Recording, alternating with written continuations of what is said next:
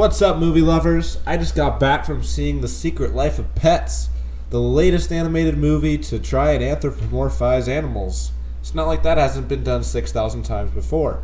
But this time, we're focusing it in on pets, and we're making light of all the hilarious things our pets do. At least that's what I thought I was walking into. Little did I know that I was going into one of the most violent action horror movies that featured pet jokes of all time. For a movie with such a simple concept, and such a relatable one at that, since every one of us has a pet, and pretty much every one of us knows what makes our pets funny. I mean, this script could really just write itself.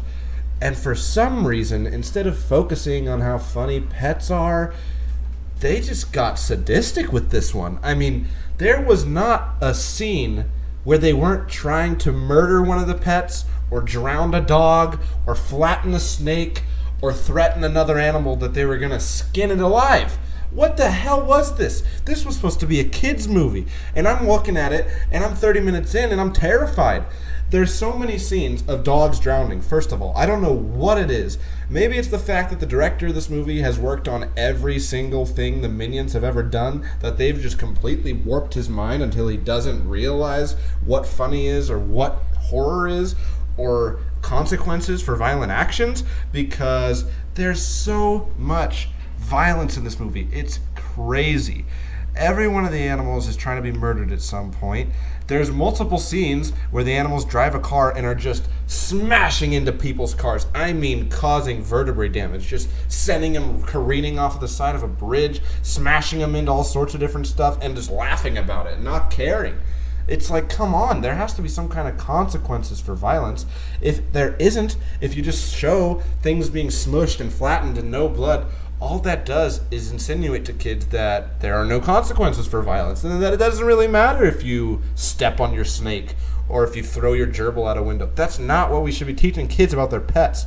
Just make a funny movie about how funny it is that cats get things stuck on their claws, which they do, but that's just on the outside of this movie. That's just on the very edge. You see it in the background, you see it as a little joke, but there's so much violence in this movie, it really was almost just hard to watch. There's an entire character whose motivation is, I'm going to try and not murder everything I see. And thank God he does, because just about every other animal in this is in the danger of being murdered at all times. And it's not like, these are the stakes of the movie because they're just trying to get back. It's like, we don't know what else to do, so we're going to drown the dogs. Okay, now that we've drowned those dogs, we're just going to drown the dogs again? Okay, now that they're drowning in the sewer, we're going to throw them out into the bay and they're still drowning, and one of them's going to save the other from drowning, and then later on in the movie, they're going to drown again, but this time, the other one saves the other one from drowning. I mean, Jesus Christ, why does drowning dogs have to be in every act of your movie? Come on, this is a fun kids movie. It was absolutely crazy. I didn't know what I was getting into, but it was really hard to watch considering all of this absolute mania, crazy things were happening. Wow, I am glad I got that out of my system. I'll tell you what, it was just difficult to watch most of this movie, but now that I've gotten past my rant on how crazy violent this movie was, which it was, let's go ahead and talk about some of the other parts of the movie. Now, there's plenty of characters in this movie, ranging from house cat to house dog to sewer alligator to sewer bunny. Plenty of different representations of pets. And there were some pet jokes in there, thank God, because otherwise this just would have been a soulless murder fest of a movie. One of my favorite characters was hands down Jenny Slate's adorable little white dog. She was so peppy and had such a pep in her step that even if she wasn't talking, just the way she moved and reacted and did things was just hilarious to watch. She's one of the few characters who actually had an interesting and clear motivation. She just wanted to find her friend Max and try to get him back because he had been lost. Also, I thought Louis C.K. as Max was a really, really good casting. Unfortunately, he didn't really bring any Louis C.K. to it. He just kind of did the part, which was disappointing because I think having Louis C.K.'s voice in this movie would have been interesting to see, especially around the other pets. But he didn't really get into that too much. Duke was a big dog who was sad sometimes. That's pretty much all I learned about him. Kevin Hart as Snowball was actually one of the ones that going in, I was like, good God, Kevin Hart's going to be hella loud in this movie. I just hope I can sit through those parts. I don't think I'm going to like him. But it turns out that his casting as Snowball actually kind of worked perfectly. Since he was so loud and since that character was so small, it just really added to the comedy. And the way that he was animated, Snowball was just hilarious to watch, kind of just like Jenny Slate's character. Snowball had some great physical comedy and some great jokes as well. I loved that he was leading the underground race of pets who'd been flush. And it was interesting to see the range that tiny little bunny could go from pure rage to I want to fight everything to finally at the very end kind of cuddly and toned down. Although with the way this movie was, I really wouldn't be surprised if Snowball ended up killing the family who took him in at the end and going back down to the sewers the next day, because everyone in this movie is crazy sadistic. I mean, there's a whole thread in this movie about how Snowball and the rest of the Flushed gang thinks that our two main characters are owner killers, and there's a whole scene where they're like, come on, give us detail on how you did it, and they're like, yeah, we pushed this button on this blender, we killed our owners, we just murdered them, and I'm sitting there, I'm like, what is this movie? Why is this happening? It was just completely weird to see, completely strange, and I don't really know what they were thinking. Hannibal Buress was good to see in this movie. I love him as a comedian. He had one exceptionally funny part as the wiener dog when he was using his wiener dog abilities to go up the ladder and just kind of using himself as a bridge. There's a couple other funny moments he had, but he wasn't really one of the showcases of the film, so he did his part, and Hannibal Buress is always awesome to see. Other than that, one of the other characters I actually liked was the Falcon. The Falcon was pretty interesting, I suppose, and I just liked his relationship with Jenny Slate. Really, anytime Jenny Slate was on screen was just fantastic. Max and Duke, the big dog, were just kind of bland, boring, like main character people who just like went through their surroundings. It's basically like Keanu Reeves' dogs. Not his dogs, just that Keanu Reeves as dogs. Jesus, that was stupid. But without Jenny Slate's Gidget, I really don't know what would have carried this movie, because everything else in this movie was just dark and dour and angry at everything and smashing things. So thank God she was in it to actually bring some levity to it.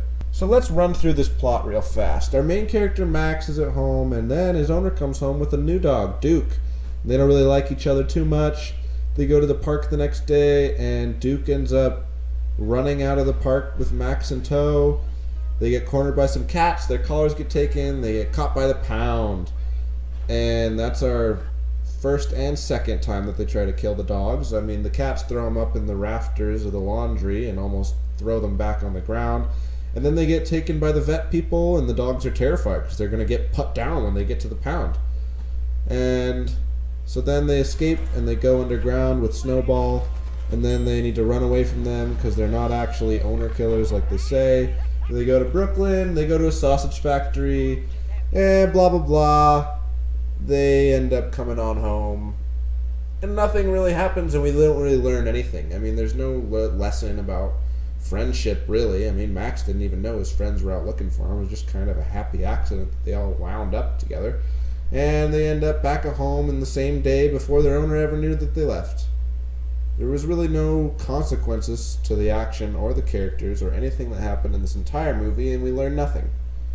So yeah, if you want to go see another, basically what this summer has given us, just a bland movie that we've seen before in different ways with different animals, with a couple pet jokes, then yeah, this might satisfy you in that way.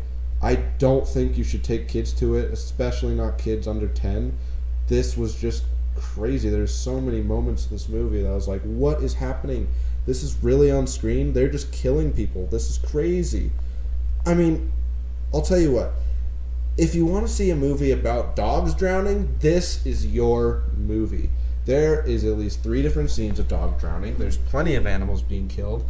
And if you want to see that from your pets, I guess you're going to like this movie. It was a really weird choice to put these pets in just dire situations so often, because naturally we don't want to see these pets die, and everyone has a pet, so we're obviously not going to want them to die. You don't have to drown the dogs 3 times for us to get it.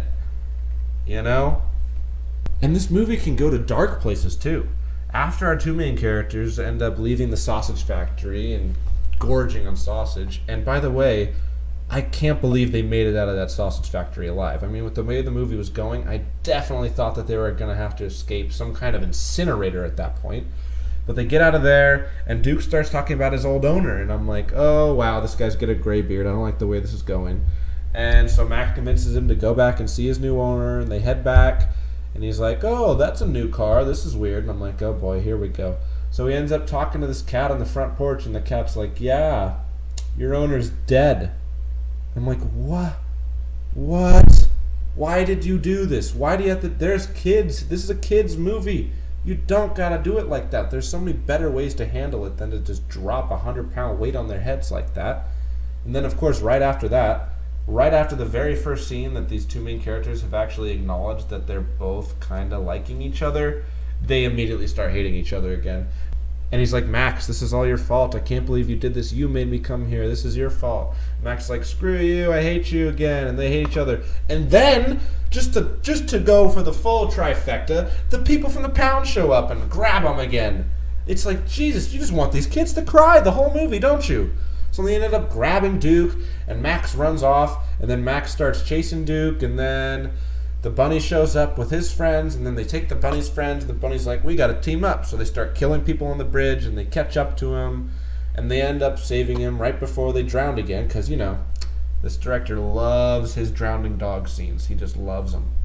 So they ended up surviving just barely, but, I mean, they really put some kids through the regiment. I mean, if you asked me what percentages of this movie was jokes, I mean, you probably got 25-30% jokes, about 45% dire peril, death, murder, drowning, flattening, all the worst kind of stuff, and then the very remaining is just kind of set up and cool down as the movie ends and starts in the same place and introducing characters. So basically, you either get jokes or you get dogs who are just about to die. And now, I'm not against stakes in movies. I mean, obviously, they had to have some kind of situation where the dogs or the animals were in trouble, but I don't think they had to straight up murder a snake in overkill fashion. That was just completely weird and felt like it was in a different movie entirely. I don't think the animals had to keep smashing humans' cars, and I don't think you had to drown the dogs 3 times. I mean, Jesus, what did we really expect after the Minion short that preceded this movie? I've never seen a short that bad. Actually, I've never seen anything that bad on the screen. And I didn't see the Minions movie, but that's probably the only thing that could beat this short. This short is just Minions wanna buy a blender, so they steal a lawn guy's lawnmower and all of his stuff, and he just walks off and is like, screw you, we're taking your livelihood. And they end up almost killing each other while they try to cut some old people's lawn. They do a bunch of slapstick, bottom of the barrel, Three Stooges garbage that even they wouldn't do. And then an old lady falls over on some rollerblades and breaks every bone in her body, and everyone laughs, and they get the blender, and it's just, I almost walked out right after the short. I mean, I thought it would lower my expectations and I might like the movie more, but then the movie was somehow even more violent than the short was. And they butchered it. I mean, they butchered it. They tried to butcher the animals in the movie. They almost got away with it. If it hadn't been for that pesky Jenny Slate, who was so upbeat, the whole movie would have just been a Saw movie. So, I mean, absolutely disappointing. And please don't take your kids to this movie. Please don't. Unless you want them to cry. I mean, they're definitely going to cry. This movie was just hard to watch. There's so many scenes that are just long, drawn-out, drowning scenes, or just long, emotionally, completely devastating and sad scenes, like the scene where he finds out his owner is dead, and then he hates his friend again, and then the pound attacks him, and then they kill a bunch of humans, and then they drown. That all happens in a row. That's a pretty hard murderer's row to sit through in a kid's movie. And there ain't that many jokes in there. Oh, except for the one scene where Jenny Slate's prim and proper little, almost half-poodle tiny dog kung fu murders every other sewer animal on the bridge and just ties snakes to other dogs and slams their heads together. And I mean, I don't know where that came from, and I don't know why that happened. I seriously think this guy just wants to make a freaking John Woo movie or something. It's crazy. He doesn't want to make animated movies. He tries to kill everything on screen. Just go and make a Terminator movie. It's fine. You've made too many Minions movies, dude. screwing with your head. So looking at it as a whole, I'd really probably have to give this movie like a 4.2. I mean, the jokes weren't that great. There was some good ones, but mostly it was just a difficult movie to watch with no real consequences to the actions or the violence, and no real lesson learned, and no real changes in most of the characters other than the fact that Max and Duke are friends again just because they both saved each other from drowning. I mean, if they hadn't saved him from drowning at the very end, the last conversation they had was, "I hate you, this is all your fault." So, other than the fact that two dogs learned how to be friends, which is the easiest thing in the freaking world for any dog to do, nothing really changed. I mean, Jenny Slate's character kind of got some recognition from Max, so that was nice. And Snowball's gonna murder that family who took him in at the end. But other than that, nothing really changed for the characters. And it was a weird movie. But there was definitely some good stuff in there. I think coming out, you're definitely gonna be remembering some of the more funny pet jokes and stuff. But I think you'll also be remembering how often you were sitting there just hitting your stomach, just sad, or just scared, or just confused, as I felt for most of the movie. So anyways, thanks so much for watching this. What did you guys think of Secret Life of Pets? I really want to know what are some other people's thoughts. Am I crazy? Was it just me? Was it just me that saw all of the terrible violence on screen? Did that affect you guys in your watching? Like this video if you liked my review, or if you liked my rants, I suppose. Go ahead and click on that subscribe button if you want to see more rants about more movies. I'll be back with more, probably Game of Thrones videos, definitely some movie videos, maybe even some television and music review videos. Anyways, till then, this is Movie Mammoth heading back to the Ice Age. Bye!